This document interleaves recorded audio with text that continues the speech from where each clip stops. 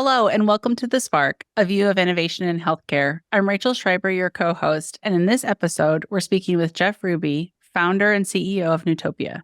He and his team have created a habit change company that prevents, reverses, and slows chronic disease while reducing healthcare costs. I'm joined by Stuart Hanson, CEO of Avaneerhealth. Thanks, Rachel, and thanks, Jeff, so much for joining us. I'm really looking forward to learning more about your unique, innovative approach to behavior change, habit building, all of the above. There's been so much discussion of late just around weight loss and the impact on people's, chronic health or chronic disease conditions. So I'm really excited and inspired by what you guys are doing. So, really welcome to this first inaugural episode of The Spark. You're our first guest, and I want to start with a little bit of context that you might have heard about as you embarked on having this discussion with us. Healthcare is really, really hard. You've been doing this for a long time. A lot of people really tackle the challenges of healthcare and decide and commit to swim upstream. And despite how difficult it is, how long the sales cycles are, the current kinetic momentum of the status quo is really hard to fight. And what we found so far, especially as we started to schedule guests out for The Spark, is that usually there's a very unique personal story, right? We are all consumers of healthcare. We all work with our families. We work with our friends. We work with our loved ones on their journey through the healthcare experience. And usually there's some personal inspiration that commits folks like you and folks like a lot of the folks here at Avaneer to really commit to doing something different and impactful in healthcare. So before we even hear about Newtopia, I'd love to hear your personal inspiration story. What is your spark for what you embarked upon when you created this business, and what keeps you inspired every day? Thank you very much, first for having me, Stuart. Pleasure to be here. Pleasure to be your inaugural guest. And yes, you're absolutely right.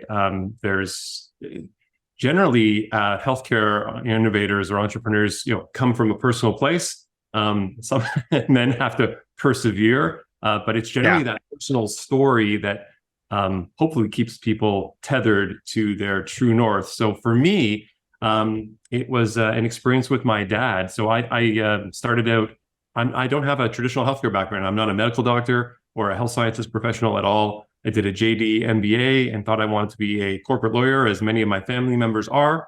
I became one, and I just found it was the absolute wrong fit.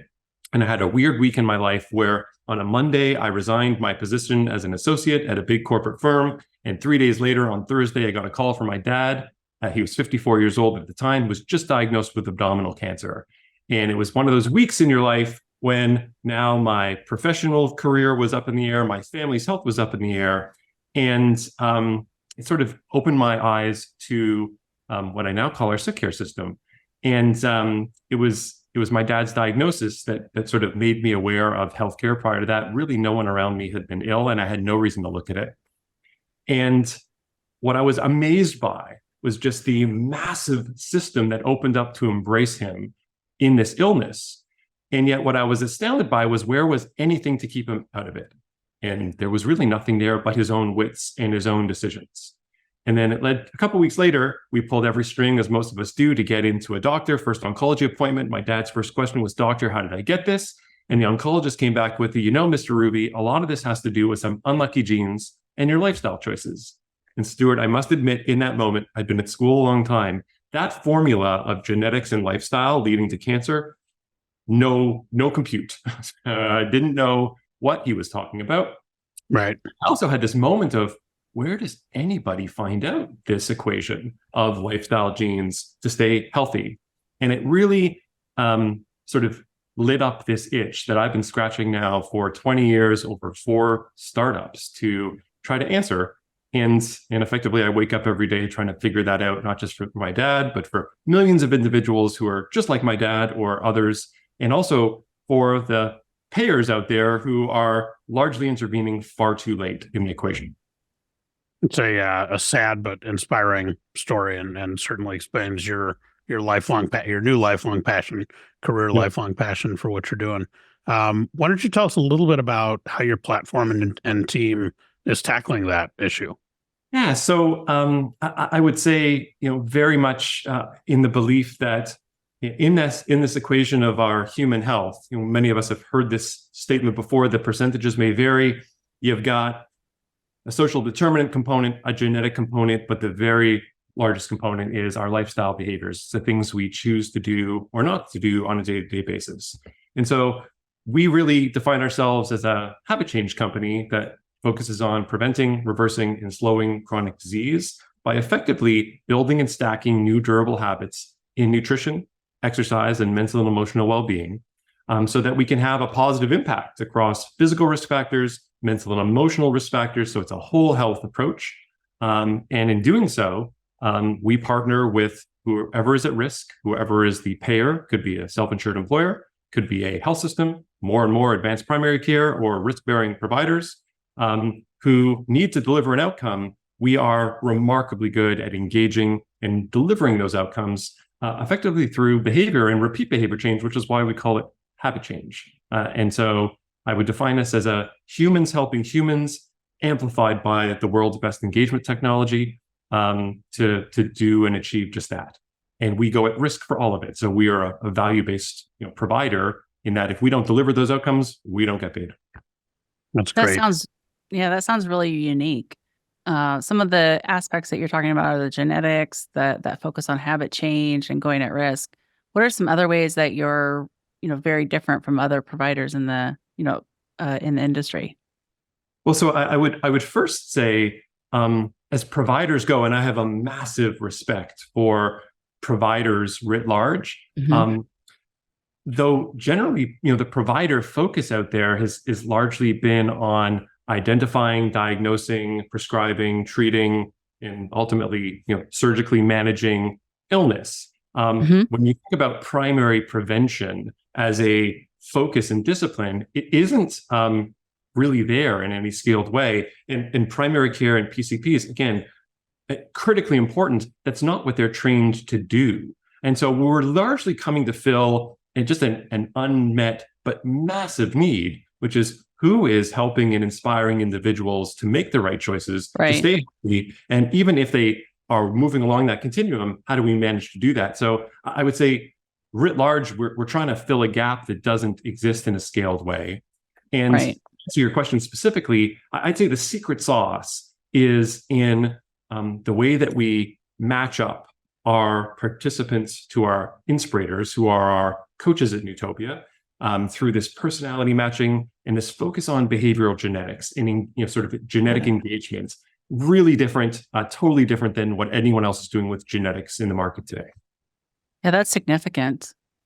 That is really significant, especially the genetic insights and then the personalized, the fact that you're matching them to the person who can coach them the best and walk them through and that journey. That's really interesting. Yeah, I've got another kind of question on back to your personal story. So how do you first get a consumer engaged, or how do you partner with their health plan or their employer to help get them engaged so that they even know that they should be doing things around habit change? And is it all about weight loss? Is it about folks that are pre-diabetic and like they finally, like that's their wake-up call? Or is there a kind of a continuous thread or a common point of how you get that consumer engaged up front? Because that's the key to your personal story, right? Once you get them engaged, like, your dad didn't get engaged until he got a diagnosis, and obviously that's too late. But how do you really drive that engagement earlier in their healthcare journey? Yeah, and it's taken some time to figure that out. I must admit, we've been around for 15 years, and we've we spent the first iteration, the first couple of years direct to consumer, trying to figure out if we went directly to individuals, what would that lead to? And we learned the hard way that individuals, really aren't spending their hard-earned money trying to prevent chronic disease. It's not a consumer behavior and an immediate gratification. Generally, that led us to becoming a pure play weight loss company. Nothing wrong with that. It just wasn't our mandate. We're looking to prevent chronic disease. Then we began partnering with enterprise, first self-insured employers, then health plans, and now with value-based providers as well. And what we learned is that trying to approach an individual at a moment of fear or a moment of change is a great way to do so. And so we began to tie ourselves to risk identifiers that were being used as part of the day-to-day benefits or day-to-day health plan mechanics, or even medical mechanics, which is someone takes a blood test or a biometric test, or completes a health risk assessment, or maybe meets with a case manager, or goes to visit an on-site clinic or meet with a pharmacist to hear that they're heading toward a diagnosis of obesity, type 2 diabetes, hypertension, cardiovascular disease, maybe even early cancer. In that moment of, we want to be there as a, here's something you can do about it, and do about it immediately. And that's where we found our best, point of contact and engagement today. That complements the provider, what the physician is doing in that office. It's the labs show a problem. We have Newtopia has a way to solve that. That makes sense. And where it really makes sense is, again, as more and more primary care and PCPs are moving to value as a fee-for-service. So in a fee-for-service world, we could actually be seen as competitive, right? Moving someone over to us would prevent another appointment and therefore impact the fee-for-service world. But in a fee-for-value perspective, it becomes a really fantastic adjunct and bolt-on, and we're seeing more and more interest in it. Makes sense.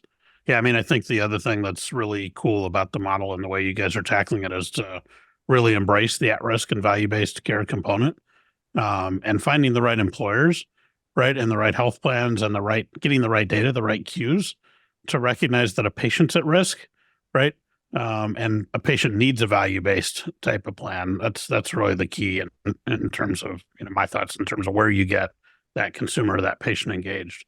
It's really inspiring. I love how you guys are tackling it. What kind of outcomes and results are you guys starting to see from some of the engagement in the value-based platform?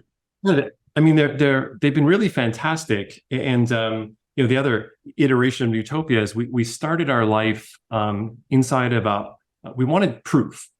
We wanted to demonstrate the efficacy of the platform the same way that a drug is ultimately proved out. And so we really were very fortunate to partner up with Aetna at a moment. They had a division called Aetna Innovations, where we were identified as the leading platform candidate to impact physical and mental and emotional risk factors. And then we ran a 3-year large-scale randomized control trial inside the Aetna population to demonstrate that. And so inside of that randomized control trial, we were being evaluated on a weekly basis for 3 years. I effectively bet the company on just doing that for 3 years. And we were able to publish and peer review our outcomes. And so in there, we began to really see the power of both the engagement side, where we're seeing engagement rates, really like high, we're at, high 70% at the end of 12 months, dropping to mid 50s at the end of 24 months, dropping to mid 40s at the end of 36 months, and about 40% at the end of 60 months. So consider we have participants who are with us for 5 years at higher rates than individuals are doing, after 3 months. So there's something sticky. And then we're seeing, pretty incredible rates of, reduction around body weight in between the 5 to 10%, on average body weight reduction. Moving metabolic risk scores, A1C reductions are fairly dramatic, as are movements around blood pressure. And we're seeing great clinical improvements around depression, anxiety, sleep and resilience scores as well. And so all of that is clinically validated. And again, because we go at risk for that, it has to be demonstrable or we don't get paid. And so we're all aligned, to drive those outcomes. So it's either win-win-win or, quite frankly, no one wins. Let me just underscore before I pass the mic to you, Rachel, effectively a 3-year pilot, right? We talk about the persistence and the commitment and betting the farm or betting the company, right, on a thesis. 3 years is a long time. So kudos to you all for being in a position to take that bet and to bet on yourselves and your ability to really create that level of change. But 40% impact or retention after 3, 4, 5 years is insane, right? I don't know of any examples I've heard like that. Yeah, and look, serious kudos as well to Aetna for having the vision to put together that unit. We got incredibly lucky to be part of it. We were with incredible companies like Teladoc and Able2, and then Newtopia was a third, and then that division was shut down. But that work has now persisted. We've been working with Aetna now for over 10 years, now with the entire CVS population as well. So it's been a really long-standing innovation partnership, and we are incredibly grateful and fortunate for it. That's great. Very cool. So I wanted to hear more about the Alice Walton. You recently announced that you're working at the Heartland Whole Health Institute, and Yes. it sounds like it's a community approach. Was really interesting and exciting. Tell us more about that. Yeah, so I would say Newtopia has been incredibly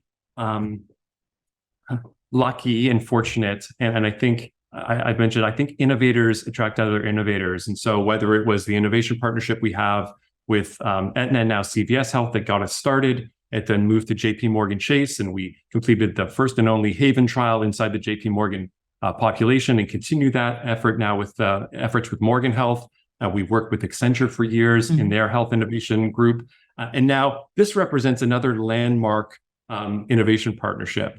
So I stand back and say, Alice Walton has this incredible vision and this incredible mission to transform health. And it very aligns to looking upstream at behavior and habit change. And so she's built the Alice L. Walton School of Medicine in Arkansas, in Northwest Arkansas, and also the Heartland Whole Health Foundation. And so she's coming at it from both an education and from a community perspective, really using in Northwest Arkansas as a proving bed, and then ultimately wanting to scale throughout the US. And so this first landmark coaching demonstration project is the first initiative of the Heartland Whole Health Institute. We're incredibly grateful and honored to be chosen to be part of it, to lead the inaugural effort. But as you said, Rachel, it is all about identifying providers and employers in the community, all with similar either patients or members or employees who have out of range risk factors or sort of early type 2 diabetes, early hypertension, so that we can demonstrate the power of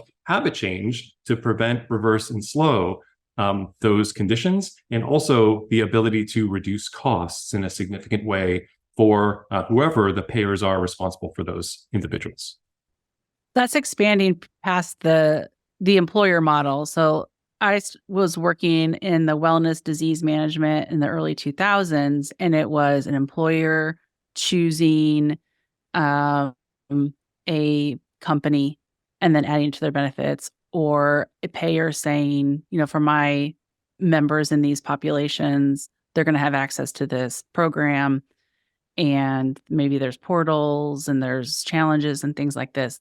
This goes way beyond it. Way beyond the great effort. It's important, but the impact, as you've talked about, is significant of what Newtopia has done. But then you're also taking it where people are, which is they're in their doctor's office, they're in their communities. It's a smaller. It sounds like it's bringing your habit change to the people.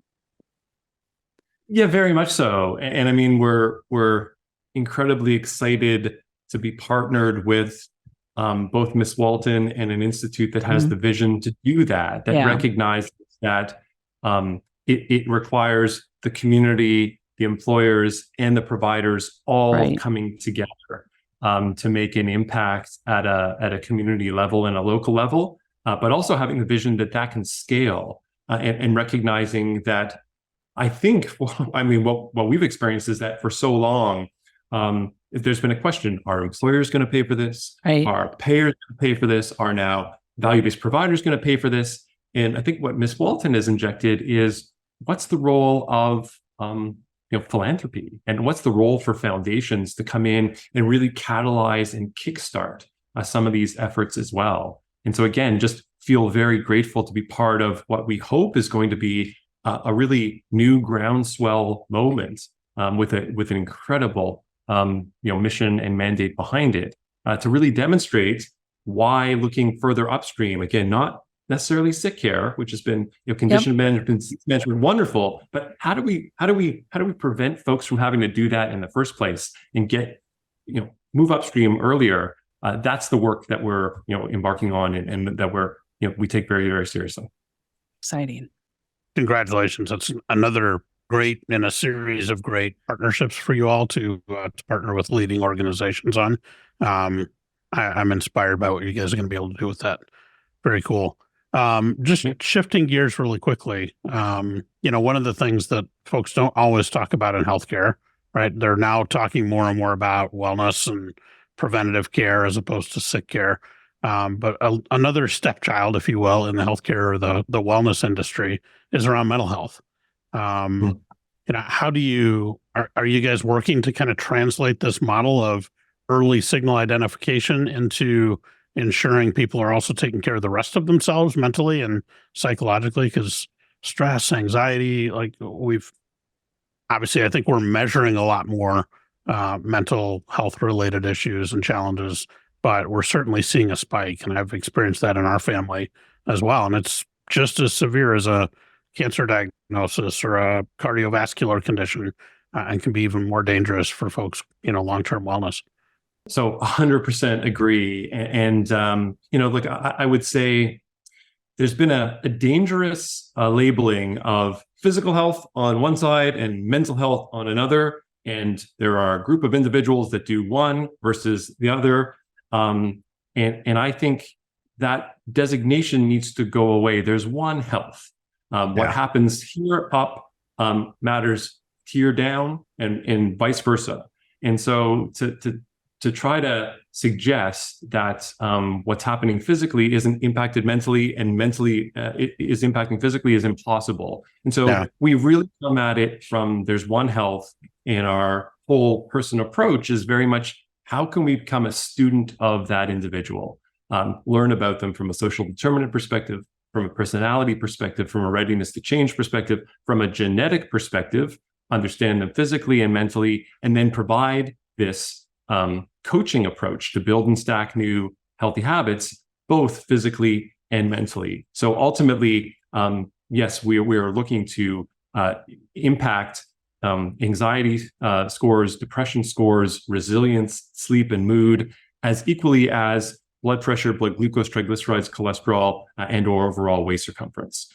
All of which is part of the mandate here and what we're focused on. So we would evenly say we are a mental health as well as a physical health in terms of the habits that we're focused on. That's great. Yeah, I love the whole focus on wellness overall. And you're right, it's not two independent systems, and they're not, you don't have one problem or the other. There's a lot of, I don't want to call it a comorbidity, but a lot of, cross-condition impact. Certainly when I'm depressed, I eat more, right? And it doesn't help my overall wellness. So there's obviously the whole body health approach that you're taking is really cool. Yeah. Encouraging. Yeah, definitely. So Jeff, you founded Newtopia more than 15 years ago, and you've made it, we can already hear the number of pivots that you've made and the changes and how Newtopia has evolved. And so I'm interested in hearing, like, what advice do you have for other founders and innovators who are on that path? This is Stuart mentioned it at the outset. It's challenging to change the status quo, right? I think the latest stat, there are 4.5 trillion reasons why the system wants to remain the same. Right. And so I think the advice is there's got to be a passion, there's got to be a fire, there's got to be why do I believe that I and the team I build can impact that? And then there's got to be just the persistence and the grit to recognize that there's going to be pushback against it. And so then it's doggedly proving that this works, right? So finding the evidence, whether it's getting as fortunate as we were to partner with Aetna at a time to run the kind of study that we did, but also having the courage to bet the farm on it, so that if it worked, we continue. If it didn't, we would shut down. Right. But if that's something else, so really being focused on evidence and outcomes, creating a model that ties your revenue to those outcomes, I think is absolutely critical. Too many vendor models and PEPMs that are out there. It's a lovely model, but it absolutely encourages zero outcomes. Right. And so that becomes the real challenge if you're going to embrace it.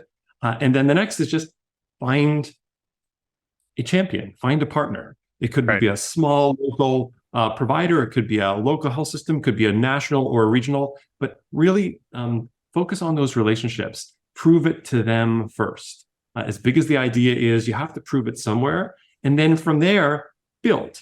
And that's really, I think, the best shared experience, less so advice that I can provide in terms of what's worked so far for us. The idea of, I think it's lean startup. One of the mentalities of managing a startup or a laser focused initiative has been to persevere or pivot. And I think what you just described is pivoting perseverely, right? Yes. Keeping the end in, where you're trying to go, what the impact is you're trying to create. You may take, bends in the road and different paths to get there as you find these key partnerships and, key things that you're committed enough to bet on. But I think that was really well said. You said it way better than I did. But appreciate that. I'm inspired by what you guys are doing. And this is exactly the kind of dialogue that I was expecting us to have, but even more so. The fact that you guys are really leaning in very early into this value-based care world, which is hard. It's especially hard for a startup. Like, startups don't take 3-year pilot bets very often. They only do that if they're willing to perseverely pivot to get to the end goal and create the impact that they're looking for. So kudos to you and to your team for everything that you all have accomplished. I think we've already explained or had given you a chance to describe the vision. I just have one last question before we wrap up, and it's more around the direct-to-consumer approach. Have you maintained that? Can someone go to Newtopia.com and sign up and get involved and see if their health plan or their employer would participate or even participate independently? So we did shut down that direct-to-consumer approch again. It's not as if we don't have a desire for consumers. What we've realized, though, is that Newtopia really works when there is an insurer of sorts, a payer, who is, for financial reasons, willing to invest on behalf of their employee, their member, or their patient. And the timing of meeting that employee, member, patient at a moment that they are motivated to do something. When those two pieces come together, what you now have is this sort of that perfect timing, that sweet spot. Because what it also offers us, Stuart, is the challenge with direct to consumer oftentimes is the length of engagement, right? In a direct weight loss model, and we experience this directly, we know, we'd have 2-3 months of engagement until a very short-term goal was met. And then they wanted to forget we existed because we were a bit of a shame buy. Nothing. Interesting. You can't have a 5-year relationship, which is what's really required to make the kind of foundational primary prevention habit change to impact the course of people's health, best health, and also disease state. And so we've learned, through the hard way, that it's actually through an enterprise model, getting that timing right. That is the sweet spot to make this work. And so the answer is right now, you can only access Newtopia through an employer who's sponsoring this as a benefit, or through a health plan providing it to their members, or to a value-based provider network offering it to their patients. And certainly most of our listeners are going to be approaching this, podcast from a B2B perspective, but we're also all consumers. And I think you're inspiring, to a lot of folks individually as well. So any advice you would give to our listeners in terms of how to either get their employer engaged or find out if their employer or their health plan is already engaged in Newtopia? Any advice on that front, or just in general, how folks can learn more about what you're doing and how they could potentially get their populations involved?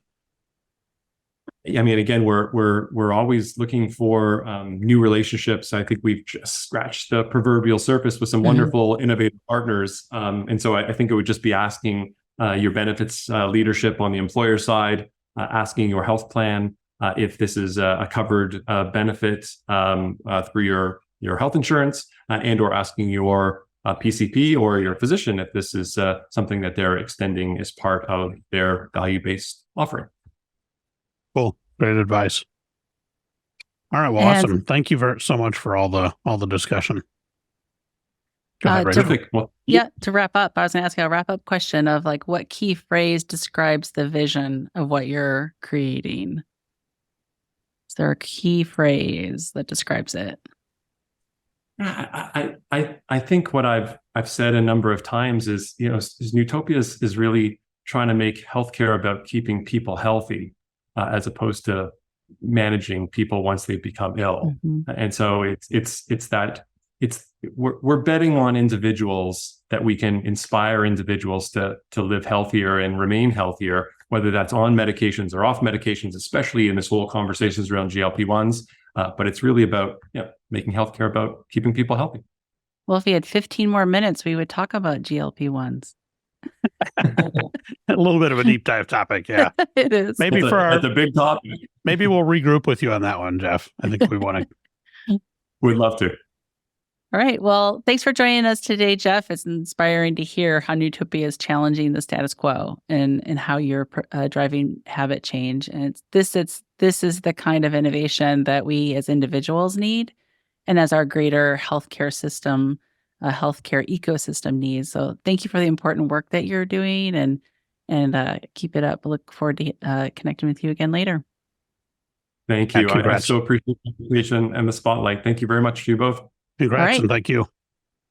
Thank you. And so to learn more about Newtopia, our listeners can go to newtopia.com, and we'll share that link in the show notes as well.